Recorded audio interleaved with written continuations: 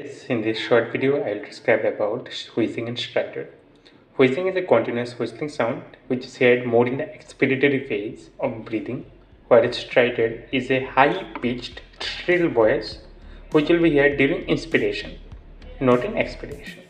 Wheezing represents obstruction in the lower respiratory tract, whereas stridor represents obstruction in any part outside of the chest, mainly the trachea or the larynx region. The reason behind this stridor can be anything related to larynx or vocal cord, injuries, paralysis, laryngeal paralysis, etc.